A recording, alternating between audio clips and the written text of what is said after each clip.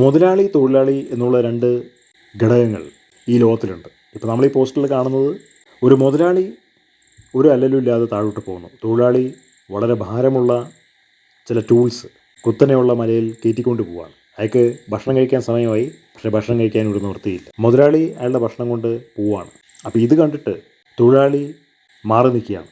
അപ്പോൾ ആ ടൂൾസ് എല്ലാം മുതലാളിയുടെ ദേഹത്ത് വന്ന് പതിച്ച് അയാൾക്ക് ജീവഹാനി സംഭവിക്കത്തക്ക നിലയിലുള്ള സംഭവങ്ങളാണ് ഈ പോസ്റ്ററിലൂടെ നമുക്ക് മനസ്സിലാക്കാൻ കഴിയുന്നത്. അപ്പോൾ ഇതുപോലുള്ള ഒരുപാട് മുതലാളിമാർ നമ്മുടെ നാട്ടിലുണ്ട്. അവർക്ക് തൊഴിലാളികളെക്കുറിച്ച് വിചാരമില്ല, തൊഴിലാളികളെക്കുറിച്ച് കരുതലില്ല, തൊഴിലാളികളെക്കുറിച്ച് ഒരു ഫീലിങ്ങും ഇല്ല. അവർക്ക് പൈസ ഉണ്ടാക്കണം എന്ന് മാത്രമേ ഉള്ളൂ. ഇപ്പോൾ നമ്മൾ സ്വകാര്യ കമ്പനികളിലൊക്കെ പോയി കഴിഞ്ഞാൽ നമുക്ക് ഇതുപോലുള്ള ആളുകളെ കാണാനായിട്ട് കഴിയും. പരമാവധി അവർ തൊഴിലാളികളെ അങ്ങ് മുതലാക്കും, തുച്ഛമായ ശമ്പളവും കൊടുത്തിട്ട്. ഈ മുതലാക്കൽ ഇങ്ങനെ നടക്കുന്നതുകൊണ്ടാണ് കേരളത്തിൽ തൊഴിലാളി പ്രസ്ഥാനങ്ങൾ കയറി വന്നിട്ടുള്ളതും ഇടതുപക്ഷ പ്രസ്ഥാനം കേരളത്തിലെ ഏറ്റവും വലിയ രാഷ്ട്രീയ പ്രസ്ഥാനമായിട്ട് മാറിയിട്ടുള്ളതും. കാരണം ഈ മുതലാളിമാരുടെ ചൂഷണം കാരണമാണ് ഇത് സംഭവിച്ചിട്ടുള്ളത്. എല്ലാ മുതലാളിമാർക്കും അവരുടേതായിട്ടുള്ള ഒരു ചില മാനറിസം ഒക്കെയുണ്ട്, അവരുടേതായിട്ടുള്ള ചില താല്പര്യങ്ങളുണ്ട്. ആ താല്പര്യങ്ങളെ അടിസ്ഥാനപ്പെടുത്തിക്കൊണ്ടായിരിക്കും അവർ തൊഴിലാളികളെ മുന്നോട്ട് കൺട്രോൾ ചെയ്യുന്നത്.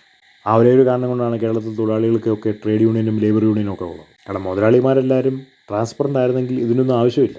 പക്ഷേ മുതലാളിമാരധികം പേരും ട്രാൻസ്പെറൻ്റ് അല്ല. ഭൂരിപക്ഷം പേരും ജോലി ആഗ്രഹിക്കുന്നത് കേന്ദ്ര സംസ്ഥാന സർക്കാരുകളുടെ ജോലികളാണ് ആഗ്രഹിക്കുന്നത്. അതിന് കാരണവും ഇത് തന്നെയാണ്. കാരണം സർക്കാർ ഓഫീസുകളിലൊന്നും ഇതുപോലുള്ള സോഴ്സിലൊന്നും ഉണ്ടാവില്ല.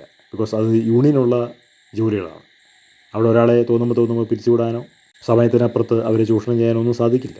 അതാണ് അതിൻ്റെ അകത്ത് ഏറ്റവും വലിയ പ്രത്യേകത. ഇപ്പോഴത്തെ പല ചെറുപ്പക്കാരും പ്രൊഫഷണൽ ഡിഗ്രി എടുത്ത് വിദേശത്ത് പോകാൻ കാരണം അതുതന്നെയാണ്. കാരണം അവർക്കറിയാം സ്വകാര്യ കമ്പനികളിൽ ഇവിടെ കിട്ടുന്നത് ഇത്രയേ ഉള്ളൂ എന്നുള്ളത് അവർക്കറിയാം. മാത്രമല്ല സാമ്പത്തികമായ മെച്ചവുമില്ല, സാമ്പത്തിക കെട്ടുറപ്പില്ല, കഴുത പോലെ പണിയും വേണം.